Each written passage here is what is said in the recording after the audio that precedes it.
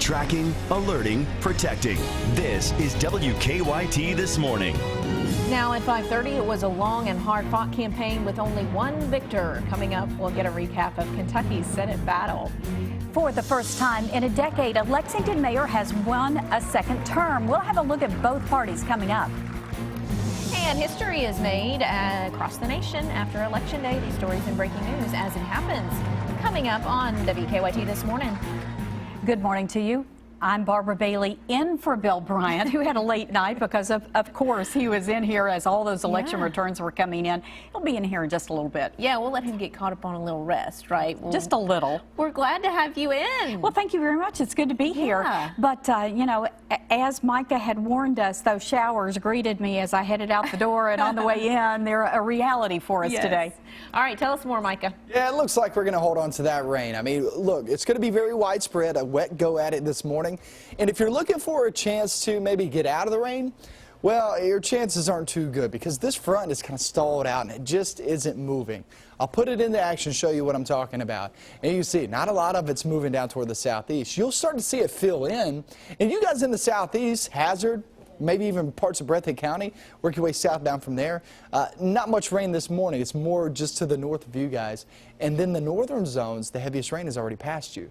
So it's right there in the central zones that we see the best chance of rain today. 55 degrees, more showers, and it really moves southeast in toward the afternoon and off into the evening. That's where you can pick up the better chances. But then we drop temperatures the next several days and it gets really cold there for the weekend. Maybe some 30s for highs. And I'll show you that with even a little snow in the forecast. Coming up in a few minutes. Thanks so much, Micah. It was a long, hard-fought, and very expensive campaign. But after Election Day, Senator Mitch McConnell has won a 6th term in the Senate. Now, it was a fairly easy win for McConnell. The election was called just an hour after the polls closed. He received 56% of the vote, beating out Democratic challenger Allison Lundergan Grimes. WKYT's Victor Puente is at our live desk now with a look at last night's senator's race. Good morning, Victor. Good morning.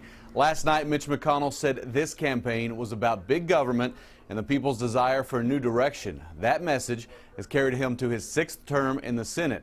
Allison Lundergan Grimes came into the race a 5-point underdog, according to the final WKYT Herald Leader Bluegrass poll. But when the race was over, she'd fallen short by 15 points. McConnell's camp did their best to tie Grimes to President Obama. McConnell said the election sends several messages about the direction the country is heading, while Grimes said she was proud of the race she ran. They're hungry for new leadership. They want a reason to be hopeful. Above all, they want some reassurance that people who run the government are actually on their side. I will continue to work for you, and together we will rebuild a brighter future for the Commonwealth of Kentucky. McConnell used his position as leader of the Republicans in the Senate during the campaign. He told voters that without him in Washington, Kentucky's influence wouldn't be nearly as strong. Now, Grimes will continue in her position as Kentucky's Secretary of State. That term runs through 2016. At the live desk, Victor Puente, WKYT. After the elections, Congress turned red as Republicans took control of both houses. As we've said, Senator McConnell is poised to take over as the new majority leader. Here's CBS's Chris Boswell with a look at what the new Congress is set to look like. Tonight they said we can have real change in Washington, real change.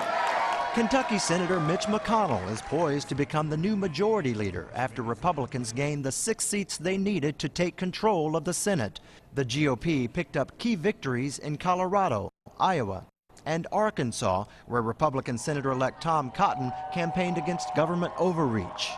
A government big enough to grant everything is big enough to take away anything. Exactly. In Georgia, David Perdue is the projected successor to a longtime incumbent. Saxby Chamos is handing the baton over to me, and I'm going to fight for the fair tax. The new senators still face an uphill battle. Nearly 8 in 10 voters disapprove of the job Congress is doing, and Republicans won't have enough votes to break the gridlock. Some Democrats were able to hang on. CBS News projects incumbent Jeanne Shaheen has won a 2nd term in New Hampshire, but Democrat-held Louisiana appears to be headed for a runoff. Which candidate has the proven record of standing up, fighting, and delivering for our state?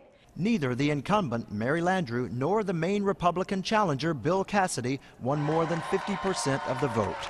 Craig Boswell, CBS News, Capitol Hill. All right, current Senate Majority Leader Harry Reid congratulated McConnell, his longtime colleague. He says it's clear voters want them to work together, so we'll see.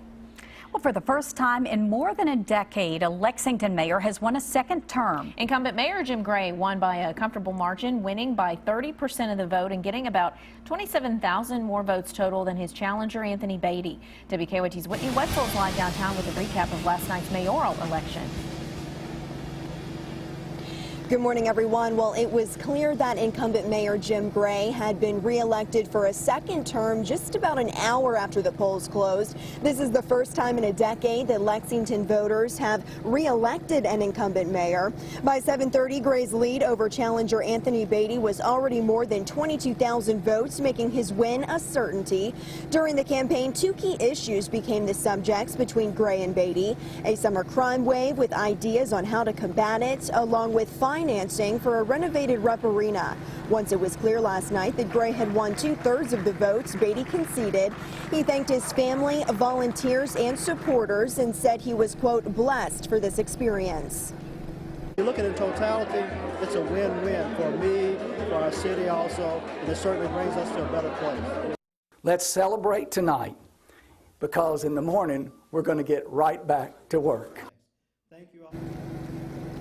Now, Beatty served as Lexington's police chief from 2001 to 2008. His campaign focused on forming relationships with the people of Lexington. As for Gray, he served as vice mayor from 2006 to 2010. Live in downtown Lexington, Whitney Wetzel, WKYT. 6th District Congressman Andy Barr won his first bid for re-election, beating challenger Elizabeth Jensen. The Republican congressman celebrated at the Embassy Suites on Newtown Pike last night. Barr told supporters that the election was about changing the direction of the country.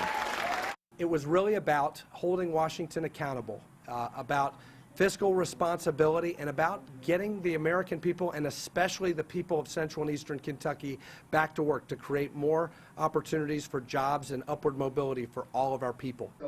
Barr says he appreciates the debate of ideas he had with challenger Jensen during the campaign. Barr won by 6% over Jensen, garnering more than 5,000 votes over his challenger. Georgetown has a new mayor this morning by a razor-thin margin. Tom Prather defeated incumbent Everett Varney by only 21 votes. Prather is a former Georgetown mayor. By state law, a margin that close will trigger an automatic recount.